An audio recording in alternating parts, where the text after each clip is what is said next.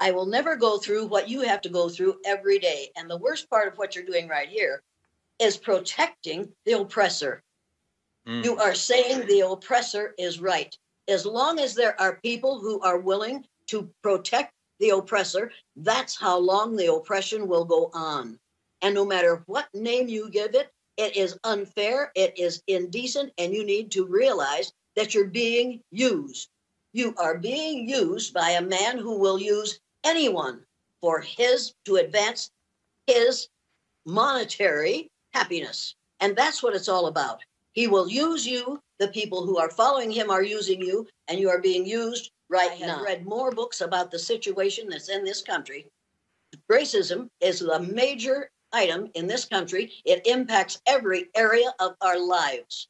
And if you are willing to go along to get along, eventually the people that you are supporting now will drop you. They will drop you so hard and so fast, and you will have nobody to turn to. You need to build a group of people who will understand you and truly accept you, not just who will use you because you are willing to be used. What I haven't had is the experiences that your mother has every day. Every day she has to think about what is going to happen to you on the streets in the United States of America, where people are wearing red caps that say, "Make America great again," but mean, "Make America hate again." That's what the last 4 years have been about. How to continue to keep people at one another's throats, how to divide and conquer. You need to read the book, When at Times the Mob is Swayed, and find out that the last 4 years have been Hitlerian. And those of us who are my age recognized it immediately and recognized that what was going on was divide and conquer, and it was exactly like what Hitler did. You need to educate yourself, my friend. I know you've been well schooled. You haven't been well educated. Get the book, The Color of Law. Racist, not racist, not racist, racist, as opposed to what are the effects the policies are having on actual people? Number one, the effects on people who look like me are to cause them tremendous fear, because they know that within 30 years, and now it's about down to 20 years, we melanemic people will be a numerical minority in the United States of America.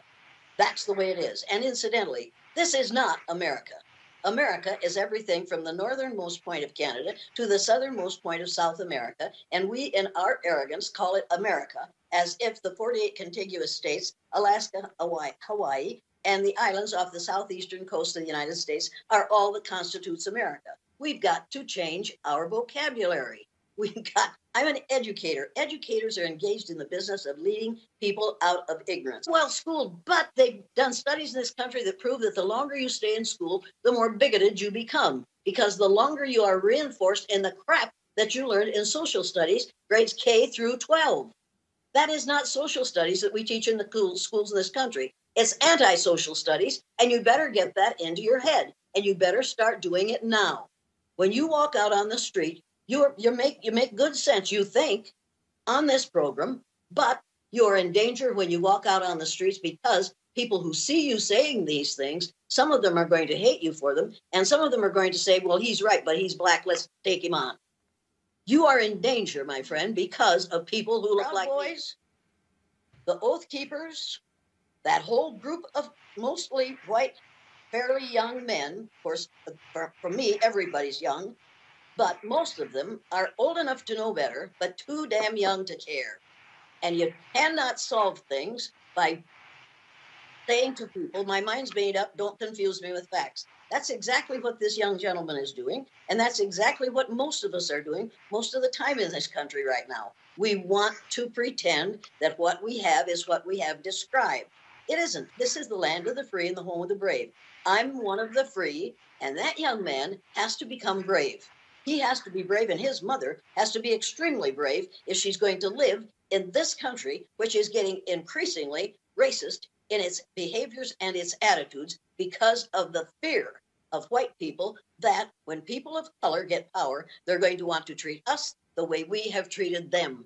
That is the major problem in the United States right now, is white fear of retribution. I think we have misjudged the intelligence and the humanity of a whole lot of people of color, and that's why we're afraid of them.